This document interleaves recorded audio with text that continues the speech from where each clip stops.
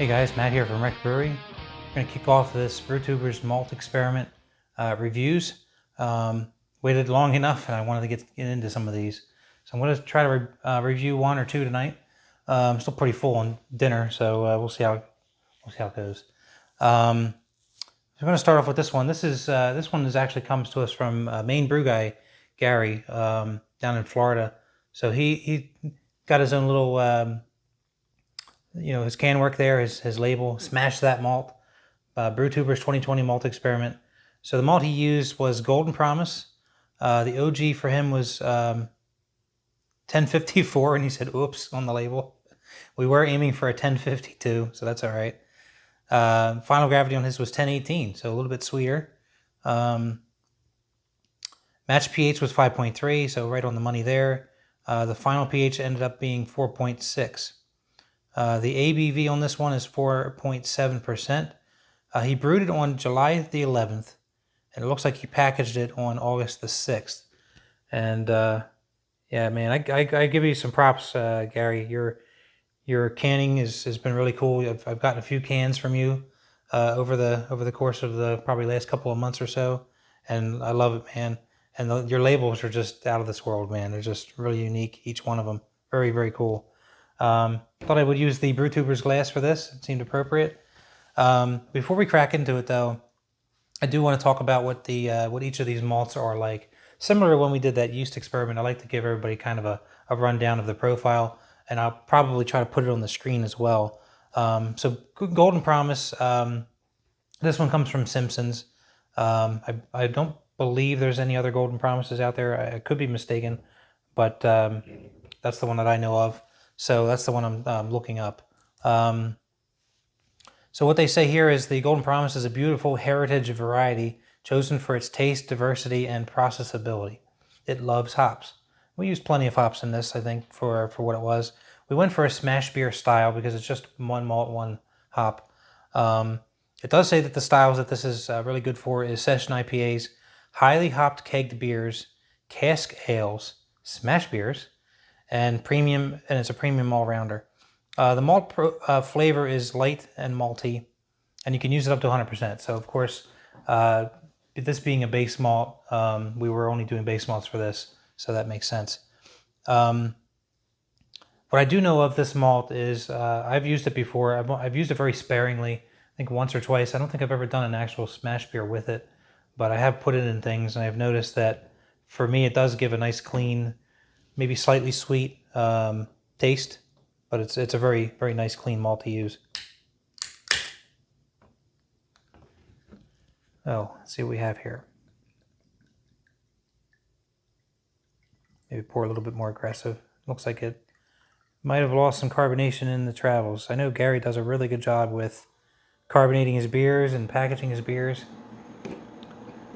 Yeah, you could still see some good carbonation in there, but it's not real lively. Yeah, it does look light carbonation.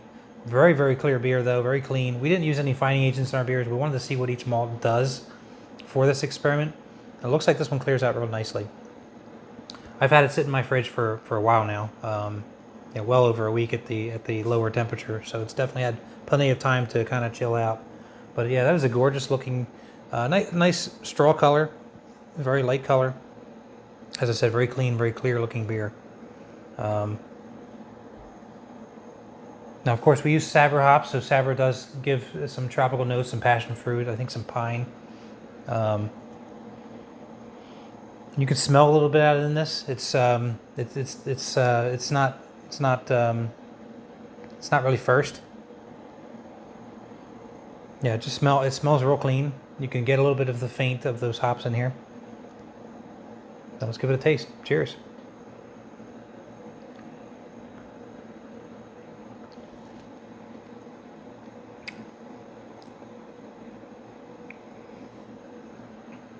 Yeah, that's pretty nice, man. That is a nice, refreshing, very clean taste.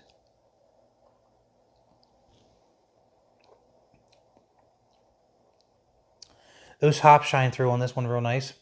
I can definitely taste the Sabro hops in this. I do get some of that passion fruit there.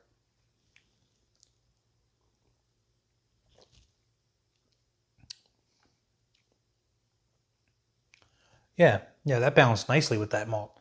Um, Golden Promise definitely did it some real good favors there.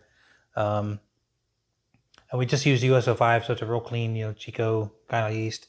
Nothing fancy to write home about that either.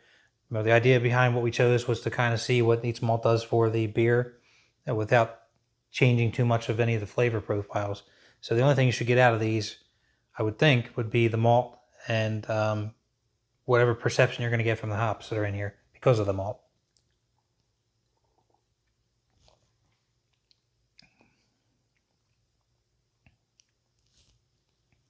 Yeah, that's a real nice clean beer. It's got a nice balance to it, I think, because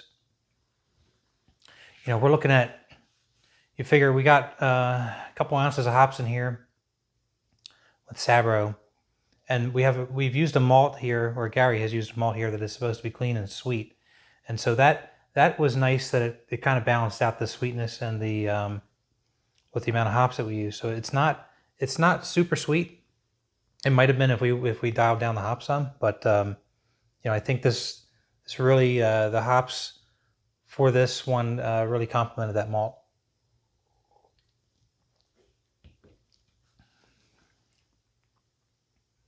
Yeah, good job, Gary. If I were to critique anything, and I'm sure this wasn't Gary's fault. This is probably, I'm guessing, a shipping thing. The carbonation on this one is very low, unfortunately, and I think that's probably because of travel. As I said, I've gotten plenty of really nice beers from Gary, and every one of them has been carbonated very well. So this one is unfortunate. I think it's just maybe I got a low can. So hopefully others will take a look, and they're a little better off. So anyway, guys, I'm going to leave it there. Really nice beer. Nice job, Gary. Very very clear beer. You could really tell, that Gary really takes some good time into his craft. So cheers, everybody, and we'll see you on the next one. Take care.